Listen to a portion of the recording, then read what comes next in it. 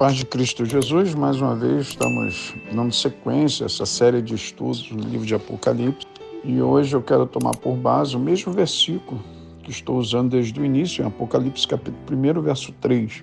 Bem-aventurado aquele que lê e bem-aventurados aqueles que ouvem as palavras da profecia e guardam as coisas que nelas escritas, pois o tempo está próximo. E hoje eu quero comentar aqui sobre as duas testemunhas de Apocalipse, capítulo 11, 1 a 14. Na primeira parte da grande tribulação, os 3 anos e meio, Deus irá enviar as duas testemunhas para anunciar o evangelho do reino de Cristo durante o milênio, como está escrito em Mateus 24, 14. Este é o mesmo evangelho que João Batista pregava na primeira vinda de Cristo, há quase 2000 anos. Arrependei-vos, porque é chegado o reino de Deus, de São Mateus, capítulo 3, verso 2. Este não é o mesmo evangelho que pregamos no dia de hoje. E vendo desta forma, notamos que existem dois evangelhos, sendo pregados em situações diferentes, né? O evangelho da graça, de São Marcos, capítulo 16, 15, os crentes pregam a salvação através da graça de Cristo. E o evangelho do reino, de São Mateus 24, 14, as duas testemunhas irão pregar na grande tribulação. Em São Mateus 24, 14, o Senhor Jesus Cristo diz: e este evangelho do reino será pregado em todo o mundo, em testemunho a todas as coisas, então virá o fim. Este evangelho do reino, como já foi escrito, começou a ser pregado por João Batista, que estava preparando o caminho do Senhor, e ainda será pregado na grande tribulação pelas duas testemunhas, procurando converter o coração dos pais aos filhos, como disse Malaquias 4:6. Agora uma pergunta poderemos fazer: se o evangelho do reino será pregado em todo mundo, quem iria pregar, visto que só as duas testemunhas não conseguiriam fazer tudo isso? Acreditamos que as pessoas que ouvirem a mensagem das duas testemunhas também irão pregar que o reino de Cristo está próximo, e isto irá acontecer no mundo todo, e assim aqueles que aceitarem esta palavra poderão ser mortos pelo anticristo por aceitarem o reino de Cristo e não a marca da besta. Mas aqueles que restarem da perseguição herdarão o reino de Cristo no milênio, e de acordo com as bem-aventuranças de São Mateus, capítulo 5 a 12, os pobres de espírito, deles é o reino dos céus. Os que choram, eles serão consolados. Os mansos herdarão a terra. Os que têm fome e sede de justiça serão fartos. Os misericordiosos alcançarão misericórdia. Os puros de coração verão a Deus. Os pacificadores serão chamados filhos de Deus.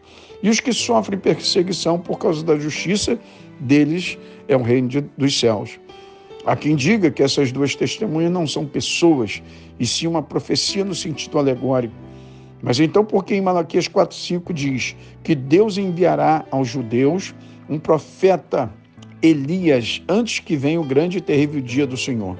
Alguém poderá responder que Elias já veio através de João Batista, mas o que estava sobre João Batista era o dom de Elias. Pelo contrário, acreditaremos em reencarnação de espírito, o que é impossível segundo a Bíblia.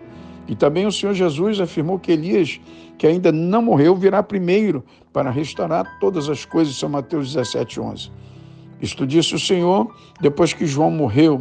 Portanto, meu amigo, meu irmão em Cristo, as duas testemunhas não são alegorias e estarão a pregar o evangelho do reino de forma literal. Estas duas testemunhas, de acordo com a própria palavra, a Bíblia Sagrada e com o texto de Apocalipse, demonstra que ambas virão e veem e estão diante de Deus, pois não há outra forma de testemunhar. Se a testemunha não estiver diante da pessoa ou do fato acontecido, com isto concluímos que a identidade das duas testemunhas é de alguém que está na presença de Deus. E hoje eu quero comentar sobre algumas opiniões de autor sobre a identidade destas duas testemunhas. A primeira testemunha é o profeta Elias, que alguns afirmam, né? Deus prometeu enviar o profeta Elias antes da vinda de Cristo para converter o coração dos pais, dos filhos, aos filhos, como disse Malaquias 4, 5 ou 6. Mas alguém pode dizer que esta profecia de Malaquias se refere a João Batista, mas ele não converteu o coração dos pais aos filhos, nem tampouco ordenou que não chovesse. E João Batista não era Elias, e sim o dom de Elias estava sobre João Batista.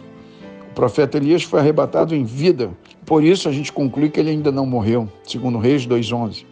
O profeta Elias apareceu na transfiguração de Cristo junto com Moisés, onde Elias representa a profecia do Velho Testamento, que aponta a vinda de Cristo em glória, como diz São Mateus, capítulo 17, 3.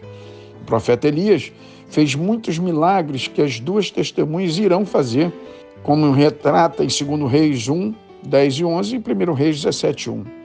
O Senhor Jesus anunciou a vinda de Elias, mesmo após da morte de João Batista, como diz São Mateus 17, 10 ao 12. E a segunda testemunha, alguns afirmam, poderia ser Enoque ou Moisés, porque há algumas bases, não base bíblica, mas um respaldo, vamos colocar assim.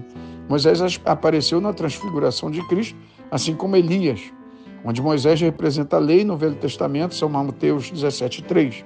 Moisés fez muitos milagres, que as duas testemunhas também farão em Êxodo 7, 20, 9, 9 e 10.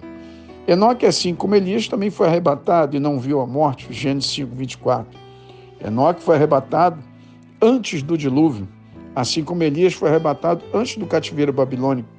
O motivo de apresentarmos 3 nomes é porque não queremos afirmar nada, e sim dar algo para que você, meu irmão, possa pensar, ter maiores conhecimentos sobre o assunto. Mas uma coisa a Bíblia deixa muito claro, uma das duas testemunhas que ela praticamente afirma é o profeta Elias. Algo para acreditarmos que a segunda das duas testemunhas seja Enoque e que ele ainda não morreu. Enquanto Moisés, já mesmo sabendo que ninguém viu o seu corpo, a não ser o arcanjo Miguel, dando assim, contendia com o demônio, Judas, versículo 9. Então fica aqui esses 3 personagens que teríamos por base, tá? Não é uma afirmação das duas testemunhas, mas que possivelmente seria porque não experimentaram a morte, tá bom? Assim como Moisés, seu corpo não foi encontrado. Então, há muitos relatos acerca dessas duas testemunhas. Mas fica aqui para a gente pensar e refletir, tá bom? Que Deus te abençoe. Aqui é o pastor Leonardo.